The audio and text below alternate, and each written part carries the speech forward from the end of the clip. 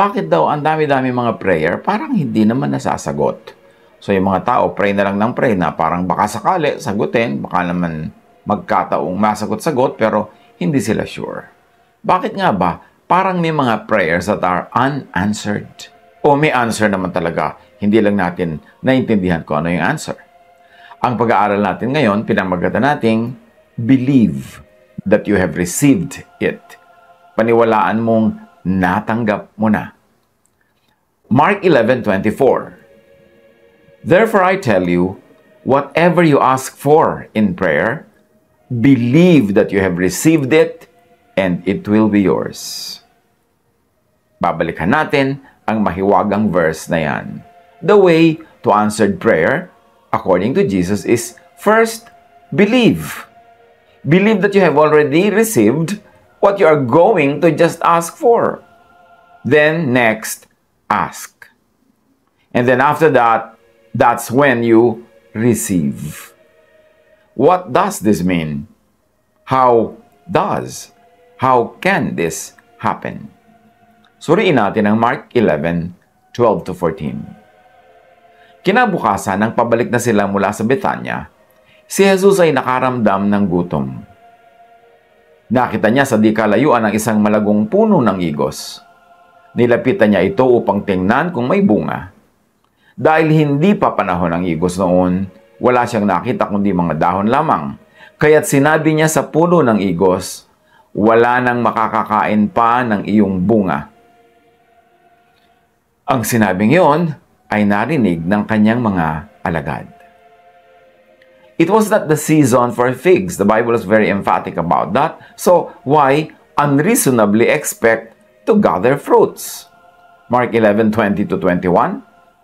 Kinaumagahan, pagdaan nila'y nakita nilang natuyo ang puno ng igos hanggang sa mga ugat nito. Naalala ni Pedro ang nangyari dito, kaya kanyang sinabi kay Jesus, Guro, tingnan ninyo, patay na ang puno ng igos na isinumpa ninyo. In the morning, as they went along, they saw the fig tree withered from the roots.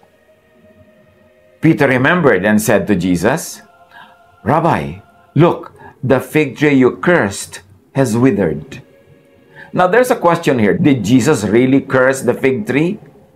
Did Jesus really ever curse anything? So, nakikita natin dito that Peter interpreted the act of Jesus as cursing. But the narrator, the storyteller, doesn't tell us that Jesus cursed. The narrator was directly quoting Peter. It was only according to Peter that Jesus cursed. It was only an interpretation of Peter. But we should take note, brothers and sisters, Peter was not always correct.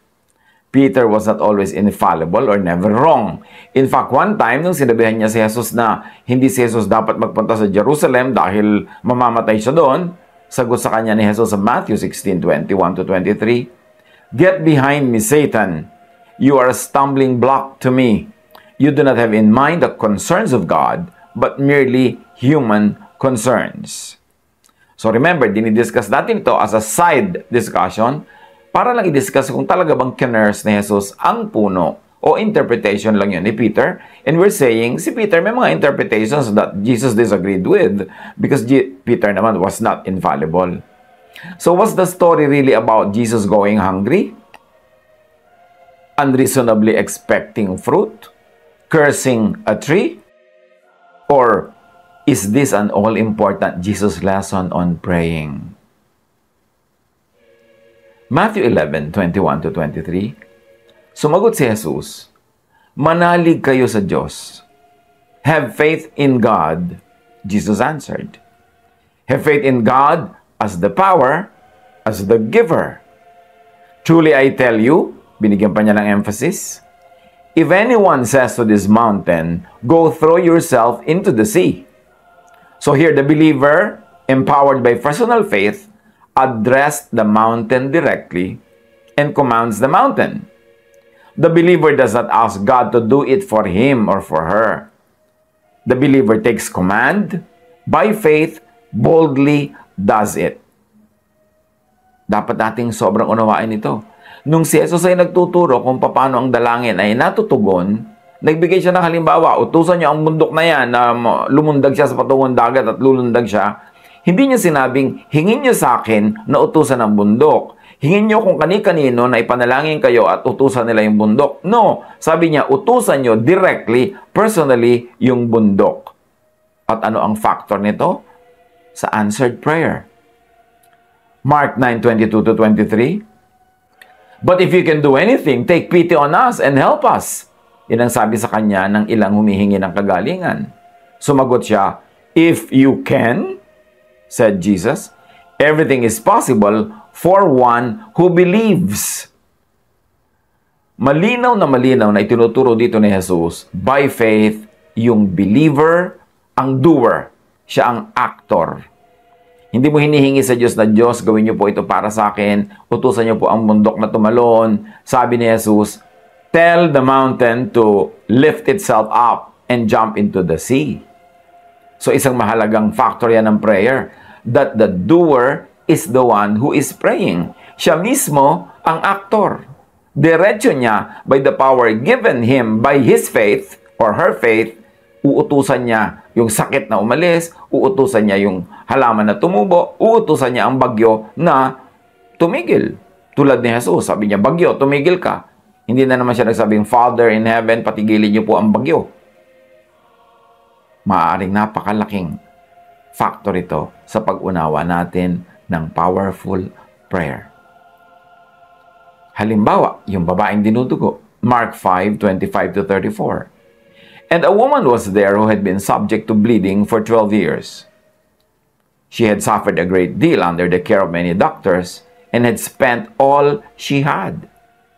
Yet instead of getting better, she grew worse. When she heard about Jesus, she came up behind him in the crowd and touched his cloak, because she thought, if I just touch his clothes, I will be healed.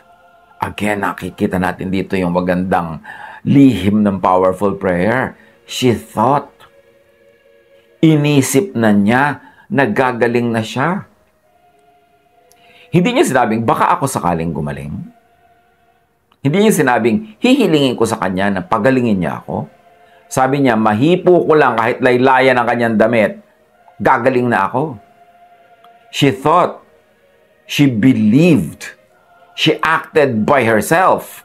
She did not ask Jesus to do it for her, like Jesus directly commanded the fig tree. At pagpapatuloy ng kwento ng babaeng ito, immediately her bleeding stopped, and she felt in her body that she was freed from her suffering. At once, Jesus realized that power had gone out from him, kahit walang permiso, kahit hindi nagsabi. He turned around in the crowd and asked, who touched my clothes? So by faith, the believer could operationalize power, realize what is wanted by thinking, believing, already receiving in spirit, in faith, in advance, whatever is asked for. And here could lie the secret to powerful prayer. Isipin, imaginein, paandarin na sa guni-guni, i-fast forward na yung result ng prayer. Paniwalaan na ito'y natanggap na.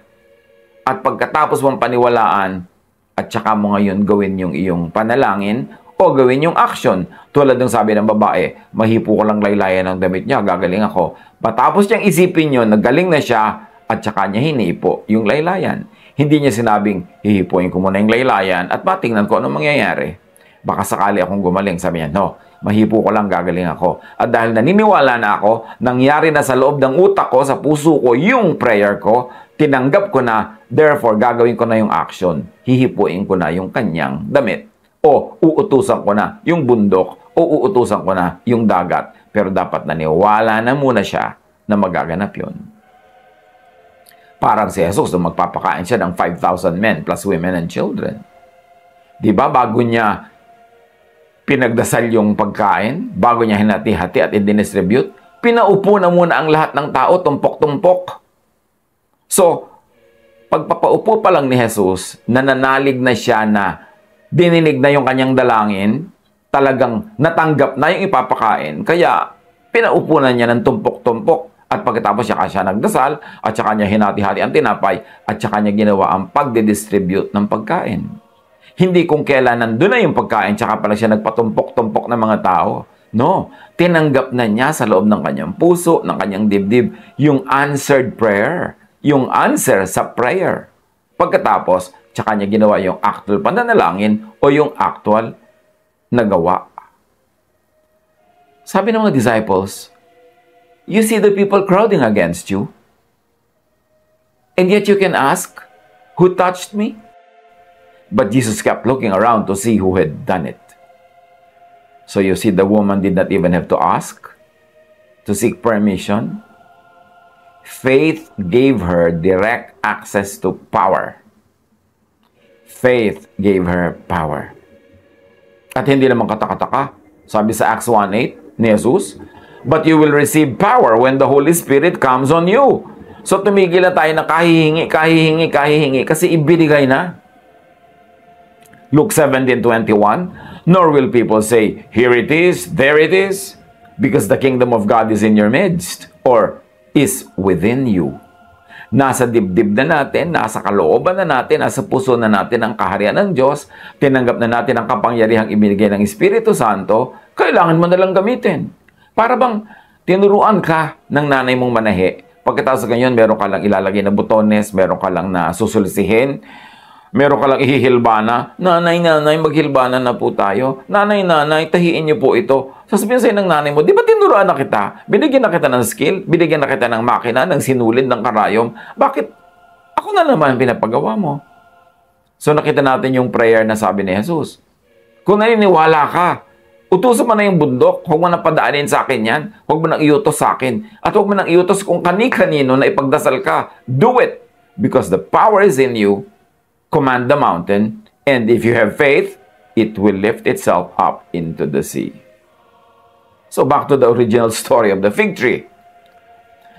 Truly I tell you, may emphasis sa sinabi natin kanina, if anyone says to this mountain, go throw yourself into the sea, and does not doubt in their heart, but believes that what they say will happen, it will be done to them.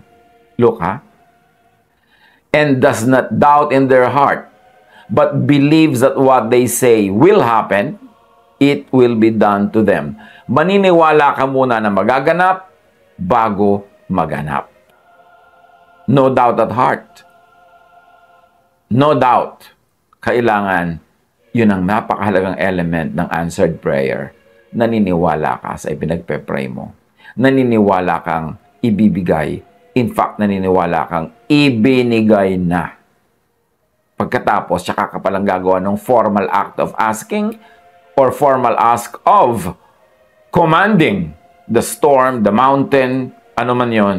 Pagkatapos, tsaka magaganap sa reality, sa physical world, yung nauna nang naganap sa spiritual world. Ano ang nagpaganap doon sa spiritual world? Your faith, your belief. Mark 11:24. Therefore I tell you, whatever you ask for in prayer, believe that you have received it, past tense, and it will be future yours. Kailangan past tense na muna, naniwala ka ng tinanggap mo, at saka mo palang actually matatanggap sa physical world. The key is, before the actual receiving, believe that you have already received it. Then the actual receiving follows. Merong mahalagang question. How to believe that you have already received it? Tito, pastor, paano po ako maniniwala na natanggap ko na, hindi ko pa natatanggap? Ano naman ang patunay na naniwala na nga ako? Dahil pag naniwala na ako, tsaka palang mangyayari. So, kailangan talaga maniwala na akong nangyari na. Paano yun? Think, act, move, live like you already received what you asked for. How would you think, act, move, live, if you are already well when you are praying for wellness. Halimbawa, ang panalangin mo, pagalingin ka.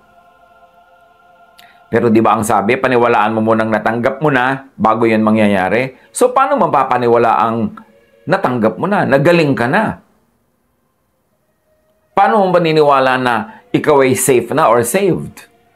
Abundantly provided for, kung yun ang prayer mo.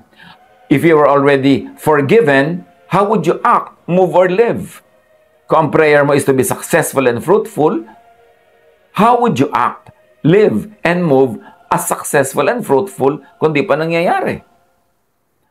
Paano ba nagbe-behave kung ikaw ay well, safe, saved, abundantly provided for, forgiven, successful, and fruitful? Di ba dapat peaceful, happy, contented, kind, loving, thankful, grateful? Di ba yun dapat ang nangyayari kung talagang natanggap mo na yung hinihiling mo? Ngayon, paano mo paniniwala ang tinanggap mo na? Dapat itong behavior na ito, itong mindset na ito, ganun ka na nabubuhay. Na as if tinanggap mo na. Pag nabubuhay ka na, kumikilos ka na, gumagalaw ka na, as if natanggap mo na, yung peaceful ka na, happy ka na, contented ka na, kind and loving ka na because natanggap mo na yung kindness ng Diyos, thankful ka na and grateful, tsaka pa lang mangyayari sa physical world yung hinihiling mong wellness, safety, abundance, forgiveness, success, fruitfulness. Merong ganong dynamics ang prayer.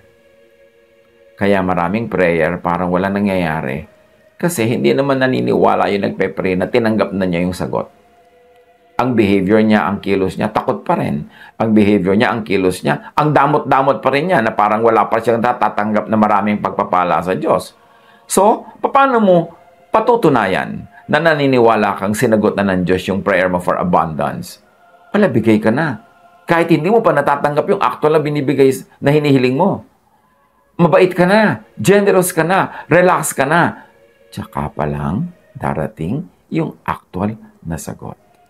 Kailangan mo munang paniwalaan at ang patunay na naniniwala ka ang iyong salita, kilos, gawa, lifestyle. Kilos, salita, asal ng tumanggap na ng sagot sa kanyang panalangin.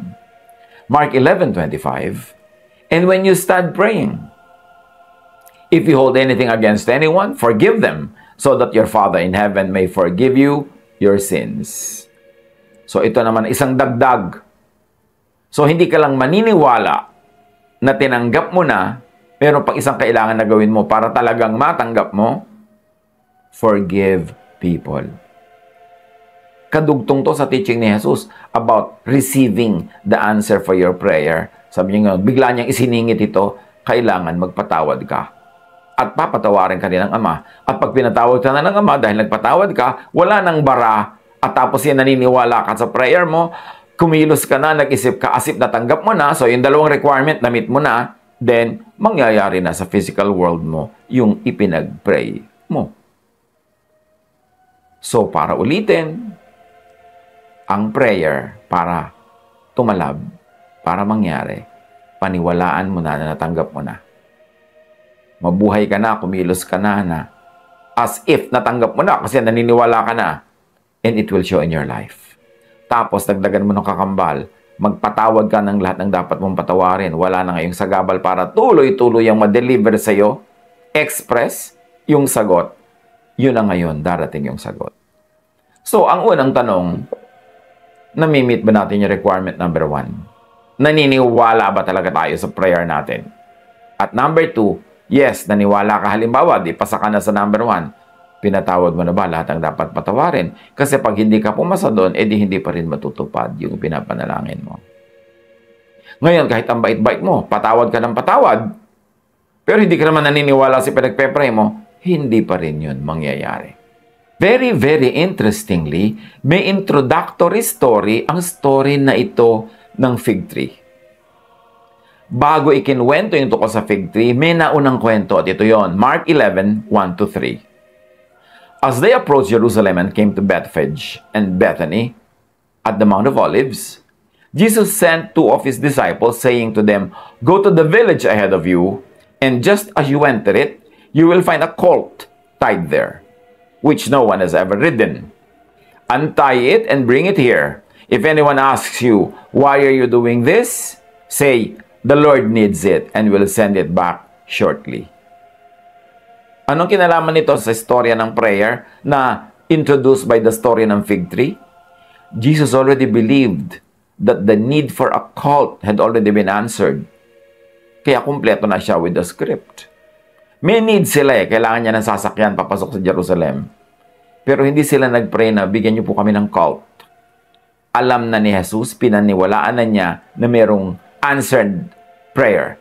Na yung prayer niya answered na may colt na. Kaya itinuro na niya sa mga disciples, anong sasabihin sa may-ari ng colt habang tinatanggal nila yung tali at kinukuha nila. Diba? Naniwala na si Jesus sa simula pa lang na yung kailangan, ipinrovide na. Kaya itinuro na niya sa kanyang mga disciples what to say to the owner of the colt. Matthew 7:7-12. Ask and it will be given to you. Seek and you will find.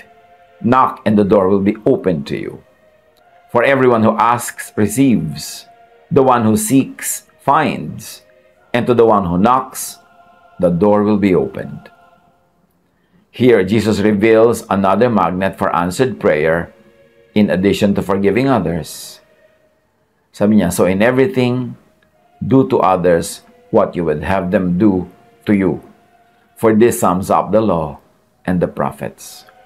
Matapos niya sabihing, ask, you will receive. Seek, you will find. Knock, the door will be open to you. Binigyan niya yung secret paano yun mangyayari.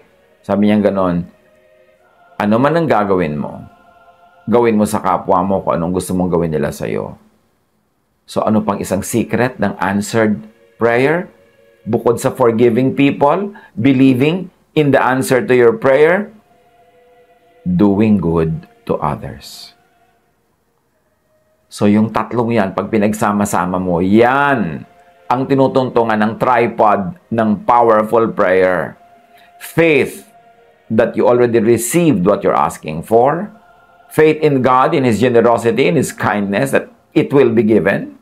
And then, to really live a life as if you already received it, tsaka palang mangyayari. So, faith. And 2, forgiving others.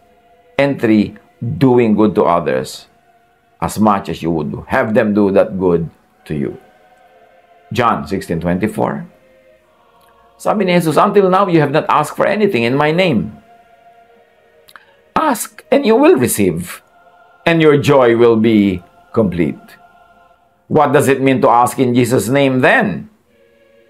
Forgiving others, doing good to others, believing that you have already received it, and living out that belief.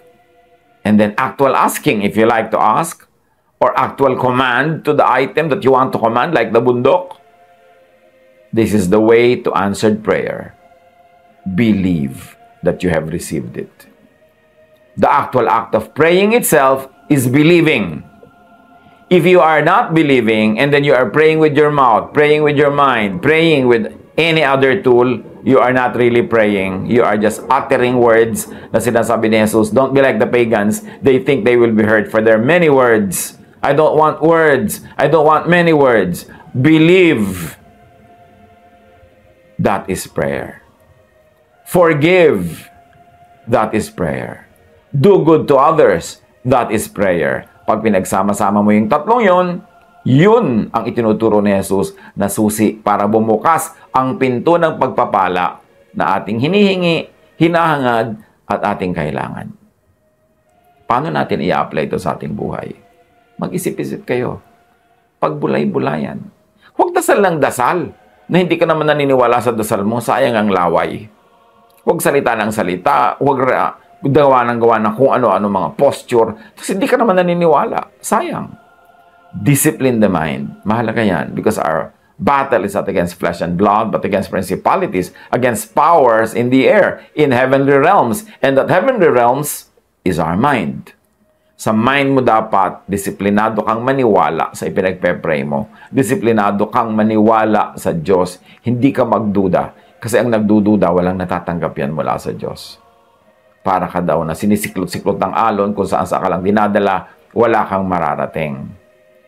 Kailangan ang hinihiling ay yung pinaniniwalaang natanggap na, kayang tanggapin, at kayang ibigay ng Diyos. Without that faith, you're doing an exercise in futility. Sabi ni Jesus, don't be like the pagans. They think they will be heard for their many words. Your Father knows what you need before you ask Him, so huwag mong gawin yung prayer mo na parang shopping list. But, utusan mo yung gusto mong utusan na yan in the name of Jesus. Maniwala kang yun ay magaganap. Mag-behave ka as if naganap na. Then forgive others. Then be nice and good to others. And your prayer will be powerful. Hindi naman kailangan chronological yan na una ka maniniwala muna, uutusan mo muna yung bundok o yung sakit o yung kung ano man, tapos tsaka ka pala magpo-forgive. Pwede namang nauna yung forgiveness. Yung forgive ka ng forgive every day, edi hindi mo na kailangan gawin yung number 2. Kasi lagi mo namang ginagawa. Yung lagi kang gumagawa ng mabuti sa kapwa, di hindi mo na kailangan gawin pag nagpe-pray ka kasi lagi mo namang ginagawa. Isa na lang natira. Manalig ka sa prayer mo. Sabi ng babae, mahipo ko lang ang dulo ng laylayan niya. Gagaling ako. Ganon ba ang prayer natin? Kasi pag ganon, the power that has already been given by the Holy Spirit, the power that Jesus gives, and the power that the love of the Father through Jesus gives will make the mountain jump to the sea if you would only believe and command it in faith. Pag-isip-isipan kung saan-saang larangan ng buhay natin ito i-apply, paano ito mangyayari, and enjoy a new world, a new time of prayer. Prayer that really works. God bless us all.